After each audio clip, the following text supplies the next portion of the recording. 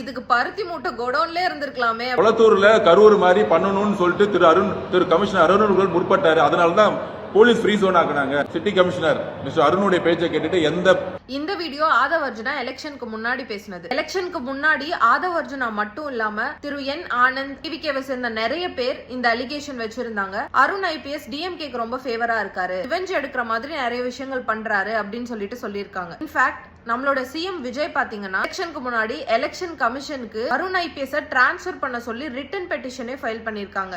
இதுல இவர் மேல 2 வருஷத்துல 500 கோடி சொத்து குவிச்சதா அலிகேஷனும் இருக்கு. இப்படி இருக்க ஒருத்தரை எப்படி தூக்கி கரப்ஷன் அண்ட் விஜிலன்ஸ் டிபார்ட்மெண்ட்டுக்கு போட்டிருக்காங்கன்னு எனக்கு தெரியல. இது கிட்டத்தட்ட பாத்தீங்கன்னா இதுக்கு பருத்தி மூட்டை கோடவுன்ல இருந்திருக்கலாமே அப்படின்ற மாதிரி தான் இருக்கு. முன்னாடி இவர் பதவியில இருந்தப்போ KN நேரு, செந்தில் பாலாஜி, அனிதா ராதாகிருஷ்ணன் இந்த மாதிரி பல பேர் மேல இருந்த ஊழல் குற்றச்சாட்டுக்கு இவர் எந்த விதமான ஆக்ஷனும் எடுக்கல.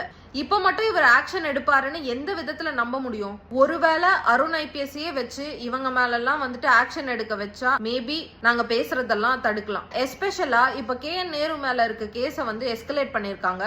அதுவும் எதனாலன்னு கேட்டீங்கன்னா இடி சைட்ல இருந்து பயங்கர பிரஷர். அவங்க இன்ஃபேக்ட் ஹைகோர்ட் வரைக்குமே இந்த கேஸை எடுத்துட்டு போயிட்டாங்க. அவரை பத்தி பேசினா கூண்டாஸ் போடுறது. For example Savukku Shankar arrest ஆன கேஸ்ல ஒன் ஆஃப் த மெயின் ரீசன்ஸா இவரை தான் சவுக்கு சங்கர் சொல்லியிருக்காரு. இவர் மேல அலிகேஷன்ஸ் எல்லாம் இருக்கிறத தாண்டி நீங்களே அதை சொல்லிருக்கீங்க, ஈவன் ரிட்டன் பெட்டிஷனாவும் ஃபைல் பண்ணிருக்கீங்க. உடனே இப்ப நிறைய பேர் என்ன சொல்லுவாங்கன்னா, அண்ணா ஒரு முடிவு எடுக்கிறாருன்னா கண்டிப்பா அதுக்கு ஒரு காரணம் இருக்கும், ஒரு பெரிய ஸ்ட்ராட்டஜி வச்சிருப்பாரு. ஆனா எனக்கு தெரிஞ்ச வரைக்கும் இது சினிமா கிளைமேக்ஸ் கிடையாது.